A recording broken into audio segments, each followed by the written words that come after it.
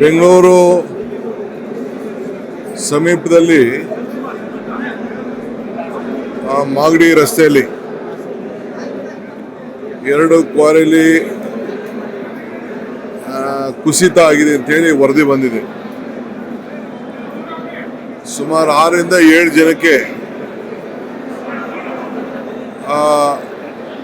ಮಣ್ಣಲ್ಲಿ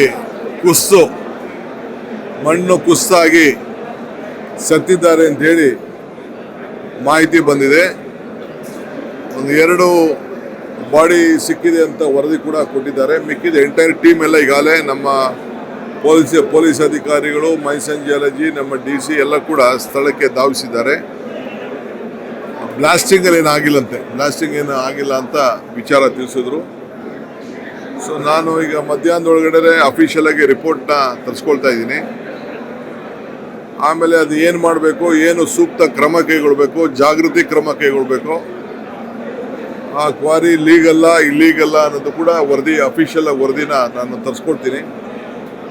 ಆಮೇಲೆ ಅದಕ್ಕೆ ಯಾವ ರೀತಿ ಕ್ರಮ ಕೈಗೊಳಿಸ್ಬೇಕು ಅಂತೇಳಿ ತೀರ್ಮಾನವನ್ನು ಮಾಡ್ತೀನಿ. ಯಾಕೆಂದರೆ ಯಾವುದೇ ಕ್ವಾರಿಗಳು ನಡೆಸ್ಬೇಕಾದ್ರೆ ಅವ್ರದ್ದೇ ಆದಂಥ ಒಂದು ನಿರ್ದಿಷ್ಟವಾದಂಥ ನಿಯಮ ಇರ್ತದೆ. ಆ ನಿಯಮ ಎಲ್ಲರೂ ಕೂಡ ಪಾಲನೆ ಮಾಡ್ತಾ ಇದ್ದಾರಾ ಇಲ್ಲ ಅನ್ನೋದು ಕೂಡ ನಾನು ಗಮನಿಸ್ತೇನೆ. ಸ್ಥಳೀಯ ಶಾಸಕರ ಆರೋಪದ ಪ್ರಕಾರ ಸರ್, ಹಿಂದೆ ಚಿರತೆ ಇದೇ ತರ ಬ್ಲಾಸ್ಟ್ ಆಗಿ ಚಿರತೆ ಸತ್ತೋಗಿತ್ತು. ಆಗಲೂ ಅರಣ್ಯಾಧಿಕಾರಿಗಳು ತನಿಖೆಗೆ ಆದೇಶ ಮಾಡಿದ್ರು. ಇದು ಸೀರಿಯಸ್ ಆಗಿ ಆಗಲಿಲ್ಲ, ಮುಚ್ಚಾಕೋ ಪ್ರಯತ್ನ ಆಗ್ತಾ ಇದೆ. ನಮ್ಮ MLA ಕೂಡ ತಿಳಿಸಿದ್ದಾರೆ, ನನಗೆ MLA ಕೂಡ ತಿಳಿಸಿದ್ದಾರೆ. ನಾನು ಅಫಿಷಿಯಲ್ ಆಗಿ ನಾನು ರಿಪೋರ್ಟ್ ತರಿಸ್ಕೊಂಡೇ ನಾನು ಮಾತಾಡ್ತೀನಿ.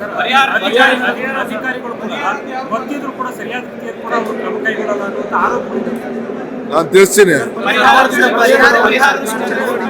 ನೋಡಪ್ಪ, ಎಷ್ಟು ಜನ ಸತ್ತಿದ್ದಾರೆ, ಏನಾಗಿದೆ, ಫಸ್ಟ್ ಮಾಹಿತಿ ಬರಲಿ.